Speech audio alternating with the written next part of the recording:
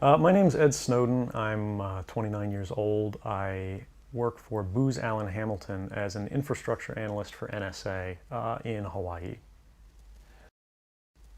What are some of the positions that you previously within the intelligence community? I've been a systems engineer, systems administrator, senior advisor for the Central Intelligence Agency, solutions consultant, and a telecommunications information systems officer. In 2007, the CIA stationed you with a diplomatic cover in Geneva, in Switzerland. Why did you join the CIA, by the way? I don't think I can actually answer that one. Okay, if it's what you have been doing there, forget it, but why did you join the CIA? I don't think I can actually answer that one. I don't think I can actually answer that one. Looks to the little public data of your life. One discovers that you obviously wanted to join in May 2004 the special forces to fight in Iraq.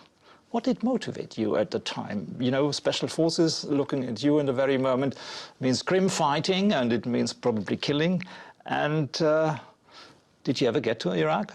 No, I didn't get to Iraq. One of the interesting things about these special forces are that they're not actually intended for direct combat. They're what's referred to as a force multiplier. They're inserted behind enemy lines. It's a squad that has a number of different specialties in it, and they teach and enable the local population to resist or to support U.S. forces in a way that allows the local population a chance to help determine their own destiny. And I felt that was an inherently noble thing at the time. In hindsight... What happened to your adventure then? Did you stay long with them, or what happened to you? No, I broke my legs when I was in training and was discharged. So it was a short adventure, in other words. Short adventure. In 2007, the CIA stationed you with a diplomatic cover in Geneva, in Switzerland. Why did you join the CIA, by the way? I don't think I can actually answer that.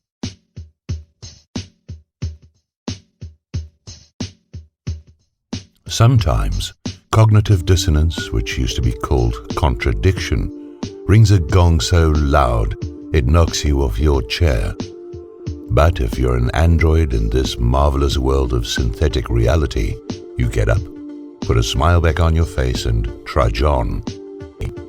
NSA is the most awesome spying agency ever devised in this world. If you cross the street in Podunk Anywhere, USA to buy an ice cream soda on a Tuesday afternoon in July, they know. They know if you sit at the counter and drink that soda or take it and move to the only table in the store.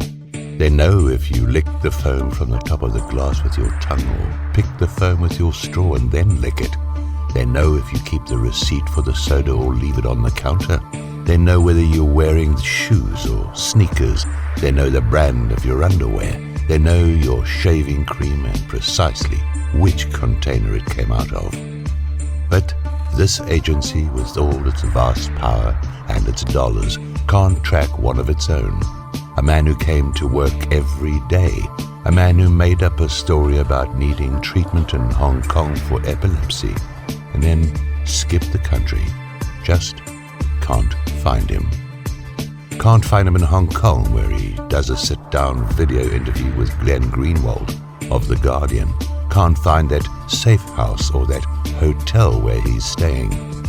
Nope, can't find him or spy on his communications whilst he's in Hong Kong. Can't figure out he's booked a flight to Russia. Can't intercept him at the airport before he leaves for Russia. Too difficult. And this man, this employee, is walking around with 4 laptops that contain the keys to all the secret spying knowledge in the known cosmos. Can't locate those laptops, can't hack into them to see what's there, can't access the laptops or the data. The most brilliant technical minds of this or any other generation can find a computer in outer Mongolia in the middle of a blizzard, but these walking around computers in Hong Kong are somehow beyond reach. And before this man, Snowden, this employee, skipped Hawaii, he was able to access the layout of the entire US intelligence network. Yes, he was able to use a thumb drive. He walked into work with a thumb drive, plugged it in, and stole everything. He stole enough to take down the entire US intelligence network in a single afternoon. Not only that, but anyone who worked at this super agency as an analyst, as a systems analyst supervisor, could have done the same thing. Could have stolen the keys to the kingdom. This is why NSA geniuses with IQs over 180 have decided now, in the midst of the Snowden affair, that they need to draft tighter rules and procedures for their employees. Right. Now, a few pieces of internal security they hadn't realized they needed before will be put into place. This is, let me remind you, the most secretive spying agency in the world, the richest spying agency, the smartest spying agency, but somehow, over the years, they'd overlooked this corner of their own security. They left a door open so that any one of their own analysts could steal everything, could take it all, could just snatch it away and copy it and store it on a few laptops. But now, yes, now, having been made aware of this vulnerability, the agency will make corrections. Sure.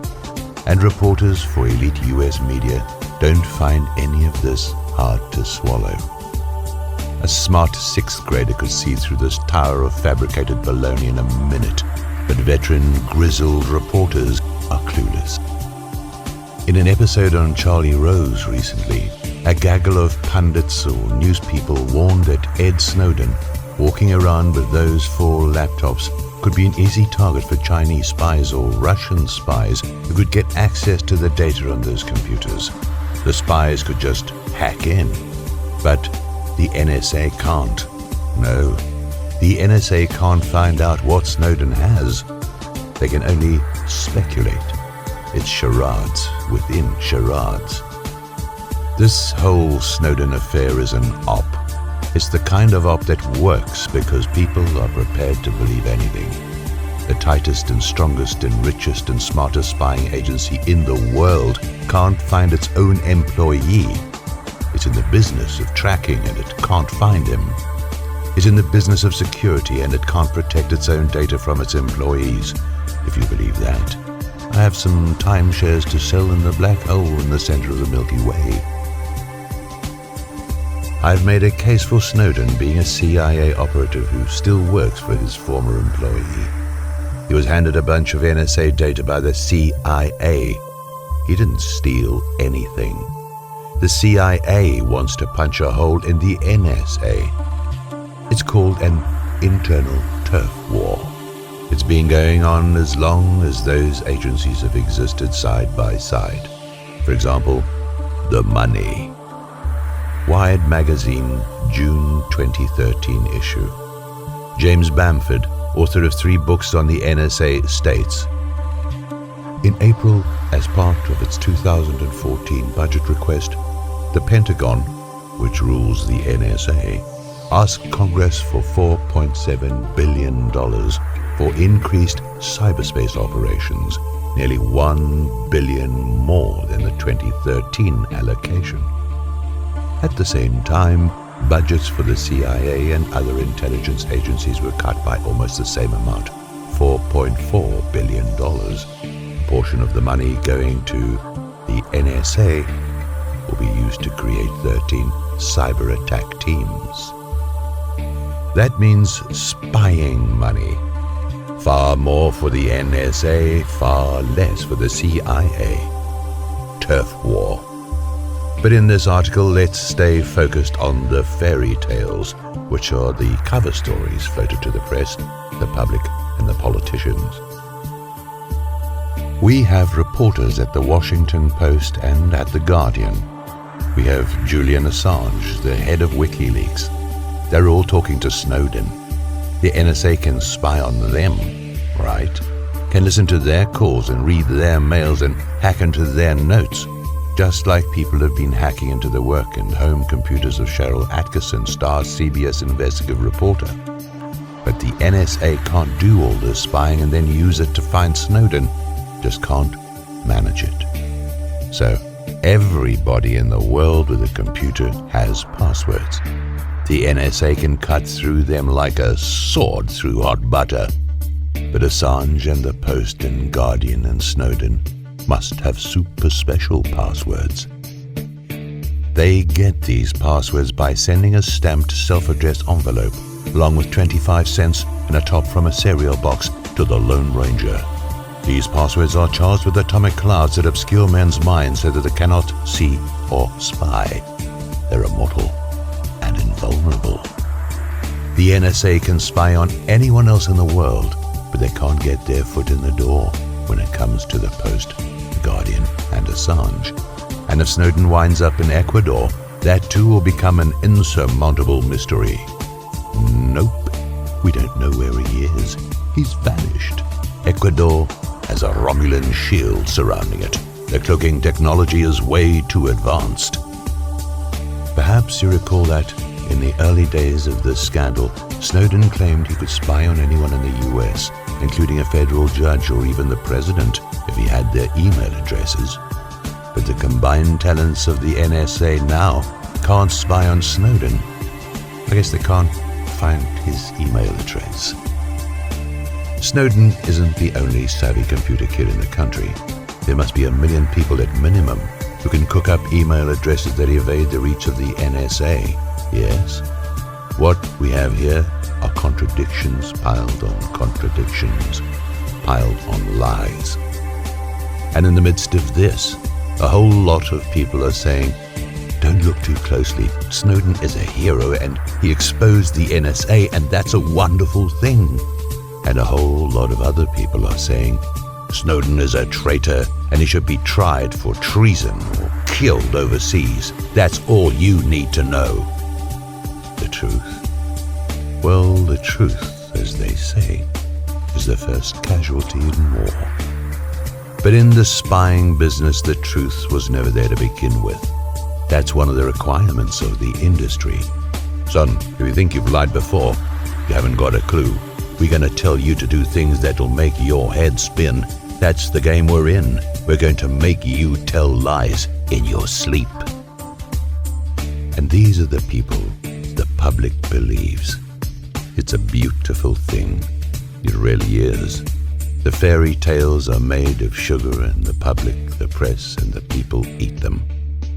And then they ask for more.